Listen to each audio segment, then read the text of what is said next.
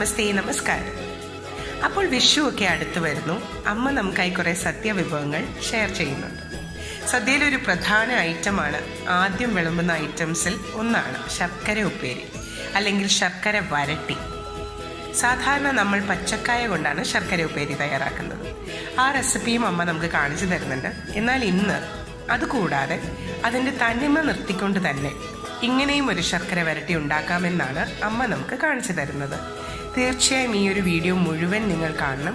ഇത് നിങ്ങൾ ഒരിക്കലും കഴിച്ചിട്ടുണ്ടാവില്ല എന്ന് എനിക്ക് നല്ല ഉറപ്പുണ്ട്. അടുത്ത സദ്യയ്ക്ക് അമ്മയുടെ ഈ വ്യത്യസ്തമായ ശർക്കര വരട്ടി നിങ്ങളിലയിൽ വിളമ്പണം. ഇത് തയ്യാറാക്കാൻ വളരെ എളുപ്പമാണ്, വിളമ്പാനും എളുപ്പമാണ്, എന്നാൽ കഴിക്കാൻ അതിലും എളുപ്പമാണ്.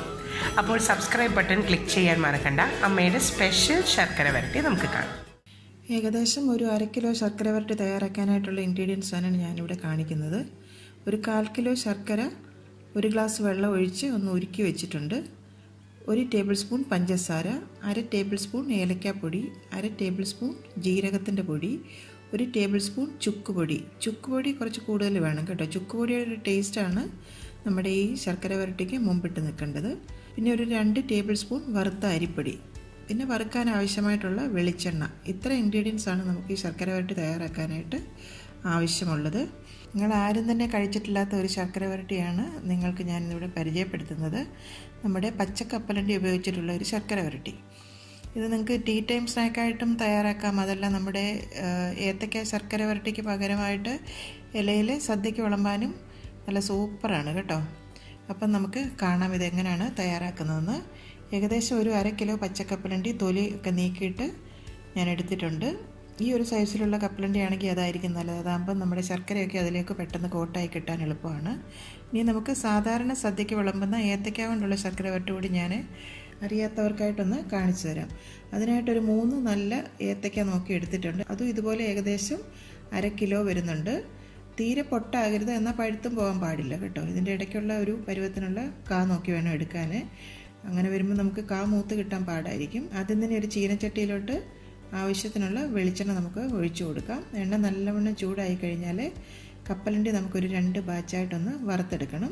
ഫ്ലെയിം ഒന്ന് മീഡിയത്തിലേക്ക് വെക്കാം. ഇനിയും കപ്പലണ്ടി കളറൊക്കെ ഒന്ന് മാറി വരുന്നിടം വരെ നമുക്ക് വെയിറ്റ് ചെയ്യാം. ഇനി നമുക്കിതങ്ങ് കോരി മാറ്റാം. കളറൊക്കെ മാറി വന്നിട്ടുണ്ട്. ഇനി നമുക്കതങ്ങ് കോരി മാറ്റാം. ഇതുപോലെ 2 ബാച്ച് കപ്പലണ്ടി നമ്മളിപ്പം വറുത്തെടുത്തിട്ടുണ്ട്. ഇനി ഞാൻ ഓടിൻ്റെ ഒരു ഉരുളി സ്റ്റൗവിൽ വെച്ചു. ആ ഉരുക്കിയ ശർക്കര ഇതുപോലെ അരിച്ച് അതിലേക്ക് അങ്ങ് ഒഴിച്ചു കൊടുക്കാം. ഇനി ഈ പാനി ഒന്ന് തിളച്ച് നല്ലവണ്ണം ഒന്ന് കട്ടിയായി വരണം. ഒരു നൂൽപ്പരുവമായിട്ട് നമുക്ക് കിട്ടണം. ഒരു 6-7 മിനിറ്റ് എടുക്കും അതൊന്ന് നൂൽപ്പരുവമായി കിട്ടാനായിട്ട്. ആ ഒരു സമയം കൊണ്ട് ആ ഏലക്കാപ്പൊടിയും ചുക്ക് ജീരകപ്പൊടി എല്ലാം കൂടെ നമുക്കൊന്ന് മിക്സാക്കി ഒരു ബൗളിലേക്ക് മാറ്റി വെക്കാം. കണ്ടില്ലേ, ഇതുപോലെ ഇങ്ങനെ ഒഴിച്ച് നോക്കുമ്പോൾ അതൊരു നൂൽ പരുവമായിട്ട് വരണം. ഇതിപ്പോൾ ഇങ്ങനെ വിട്ടല്ലേ വരുന്നത്. ഒരു നല്ലൊരു കട്ടി പാനിയായിട്ട് തന്നെ നമുക്ക് കിട്ടണം. ആ പാനിയുടെ പരുവം അറിയാത്തവർക്കാണെന്നുണ്ടെങ്കിൽ ഇതുപോലെ വെള്ളത്തിലൊന്ന് ഒഴിച്ചു കൊടുത്താൽ മതി. അതിങ്ങനെ ഒരു ക്രിസ്റ്റലായിട്ട് കട്ടിയായിട്ട് കിടക്കും. ഇതിപ്പോൾ ആയിട്ടില്ല പരുവം, കുറച്ചും കൂടെ നമുക്ക് വെയിറ്റ് ചെയ്യാം. നന്നായിട്ട് അങ്ങ് ഇളക്കി കൊടുത്തോണ്ടിരിക്കുക. ഇപ്പോൾ ഏതാണ്ട് പരുവമായി വന്നിട്ടുണ്ട്. നമുക്കൊന്ന് വെള്ളത്തിലേക്ക് ഒഴിച്ച് നോക്കാം. കണ്ടില്ലേ, ഇതുപോലെ ഇങ്ങനെ ക്രിസ്റ്റലായിട്ട് നല്ല കട്ടിയായിട്ട് വന്നിട്ടുണ്ട്. ഇതിപ്പം നൂൽപ്പരുവമായിട്ടുണ്ട്. ഈ ഒരു സമയത്ത് നമ്മൾ ആ പൊടിച്ച് വെച്ചിരുന്ന പൊടിയുടെ മിക്സ് ഒരു പകുതി ഇതിലേക്ക് ചേർത്ത് കൊടുക്കാം. ഫ്ലെയിം ഒന്ന് സിമ്മിലേക്ക് വെക്കുക. ഇനി നമുക്ക് ആ വറുത്ത് വെച്ചിരുന്ന കപ്പലണ്ടി ഇതിലേക്ക് അങ്ങ് ചേർത്ത് കൊടുക്കാം. നന്നായിട്ട് അങ്ങ് ഇളക്കി കൊടുക്കണം, തുടരെ ഇളക്കി കൊടുക്കുക. ശർക്കരപ്പാനിയൊക്കെ കപ്പലണ്ടിയിലേക്ക് നല്ലവണ്ണം കോട്ടാകുന്നിടം വരെ ഇളക്കി കൊടുക്കുക. അപ്പോൾ കപ്പലണ്ടിയിലേക്ക് ആ ശർക്കരപ്പാനിയൊക്കെ നല്ലവണ്ണം കോട്ടായി വന്നിട്ടുണ്ട്. ഇനി ആ ബാക്കി പൊടിയും കൂടെ നമുക്കങ്ങ് ചേർത്ത് കൊടുക്കാം. വീണ്ടും തുടരെ അങ്ങ് ഇളക്കണം. ശർക്കരയൊക്കെ നന്നായിട്ട് കപ്പലണ്ടിയിലേക്ക് പൊതിഞ്ഞ് വരണം. ഇനി നമുക്ക് ആ പഞ്ചസാര അങ്ങ് ചേർത്ത് കൊടുക്കാം. ആ വറുത്ത അരിപ്പൊടിയും കൂടി അങ്ങ് തൂവി കൊടുക്കാം.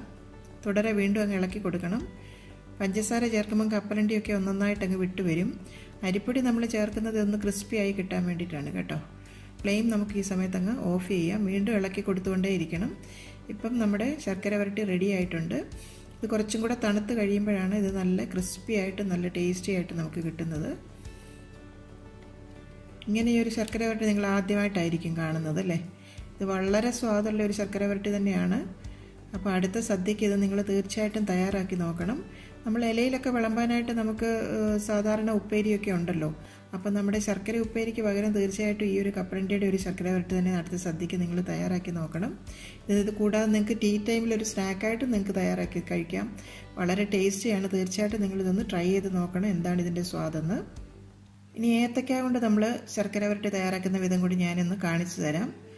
അറിയാത്തവർക്കായിട്ട് ഒന്ന് കാണിക്കുകയാണ്. ആദ്യം തന്നെ ഏത്തക്ക 2 സൈഡും ഒന്ന് കട്ട് ചെയ്ത് ഇതുപോലെ അങ്ങ് മാറ്റണം. അതിനുശേഷം അതിൽ കൂടി ഒന്ന് വരഞ്ഞു കൊടുത്തിട്ട് ആ തൊലി ഒന്ന് പൊളിച്ചെടുക്കണം.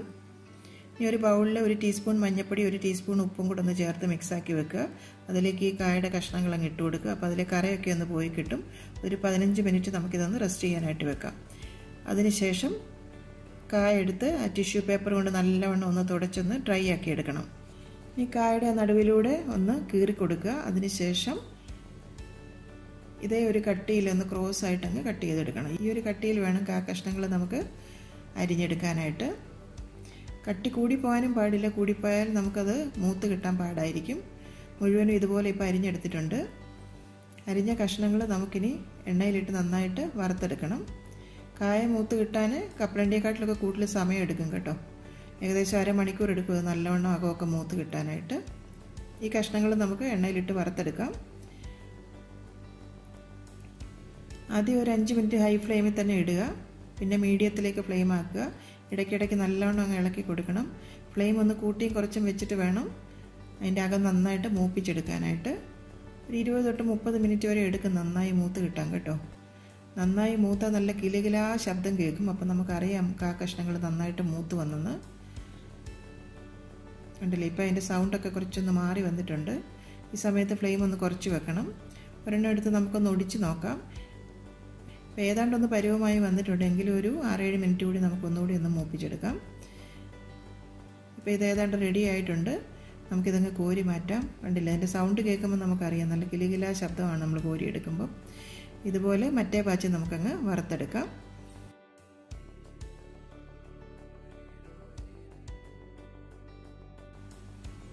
അതേ ഉരുളിയിൽ തന്നെ ഒരു 1/4 കിലോ ശർക്കര ഉരുക്കി അരിച്ചിട്ട് ചേർത്ത് കൊടുക്കുകയാണ്. 1/2 കിലോയ്ക്ക് 1/4 കിലോ ശർക്കര എന്ന അളവിലാണ് ഞാൻ എടുത്തിരിക്കുന്നത് കേട്ടോ. ഇത് മുമ്പ് ചെയ്ത അതേ പ്രൊസീജിയറിൽ തന്നെ നമുക്ക് റെഡിയാക്കി എടുക്കാം. അത് തന്നെ ശർക്കര ഒരു നൂൽ പരുവമാകാനായിട്ട് നമുക്ക് വെയിറ്റ് ചെയ്യാം. അതിനുശേഷം അതിലേക്ക് പകുതി പൊടി അങ്ങ് നമുക്ക് ചേർത്ത് ഇളക്കി കൊടുക്കാം. ഇനി നമ്മുടെ വറുത്ത് വെച്ചിരുന്ന കായ കഷ്ണങ്ങളൂടെ അതിലേക്ക് ചേർത്തിട്ട് വീണ്ടും നന്നായിട്ട് ഇളക്കി യോജിപ്പിക്കുക. ഫ്ലെയിം സിമ്മിലേക്ക് വെക്കുക. നന്നായിട്ട് ഇളക്കി ശർക്കരയൊക്കെ കഷ്ണങ്ങളിലേക്ക് കോട്ടായി വരണം. അതിനുശേഷം ബാക്കി പൊടിയും കൂടെ നമുക്ക് ചേർത്ത് കൊടുക്കാം. ഈ ഒരു സമയത്ത് അരിപ്പൊടി നമുക്കങ്ങ് തൂവി കൊടുക്കാം. വീണ്ടും നന്നായിട്ട് ഇളക്കി കൊടുക്കുക. പഞ്ചസാരയും കൂടെ ചേർത്ത് കൊടുക്കാം. നല്ലവണ്ണം ഡ്രൈ ആകുന്നിടം വരെ ഇളക്കി കൊടുത്തുകൊണ്ടേ ഇരിക്കണം കേട്ടോ. ഇപ്പം നമ്മുടെ ഈ കായയുടെ ശർക്കര വരട്ടി നമുക്ക് റെഡിയായി കിട്ടിയിട്ടുണ്ട്. കണ്ടില്ലേ, ഒരെണ്ണം ഒന്ന് എടുത്ത് മുറിച്ച് നമുക്ക് നോക്കാം. നല്ല ടക്കെ നൊടിഞ്ഞു വരുന്നുണ്ട്. നല്ല സൂപ്പർ ക്രിസ്പി ആയിട്ടുണ്ട്. ഇത് തയ്യാറാക്കാൻ അറിയാത്തവർക്ക് വേണ്ടിയിട്ടാണ് ഞാൻ ഇതും കൂടെ കാണിച്ചു തന്നത് കേട്ടോ. പ്രൊസീജിയറൊക്കെ സെയിം തന്നെയാണ്. കായ അരിയുന്നതിലും വറുത്തെടുക്കുന്ന രീതിയിലും മാത്രമേ ഉള്ളൂ കുറച്ച് വ്യത്യാസം. ഏതായാലും രണ്ടും നിങ്ങൾ ട്രൈ ചെയ്ത് നോക്കണം. പക്ഷേ അടുത്ത സദ്യക്ക് അല്ലെങ്കിൽ ടീ ടൈം സ്നാക്കായിട്ട് നിങ്ങൾ ഇതുപോലെ കപ്പലണ്ടിയുടെ ശർക്കര വരട്ടി ഒന്ന് തയ്യാറാക്കി നോക്കണം. അത് നിങ്ങൾ കഴിക്കാത്ത ഒരു സാധനമല്ലേ. അപ്പോൾ ഇഷ്ടപ്പെട്ടാൽ തീർച്ചയായും ഞങ്ങളെ അഭിപ്രായങ്ങൾ അറിയിക്കാൻ മറക്കരുത്. അപ്പോൾ നിങ്ങൾ തയ്യാറാക്കിയിട്ട് നിങ്ങൾക്കിത് എങ്ങനെ ഇഷ്ടപ്പെടുന്നുവെന്ന് കമൻറ്റ് ബോക്സിൽ കൂടെ ഫീഡ്ബാക്കായി ഞങ്ങളെ അറിയിക്കണം.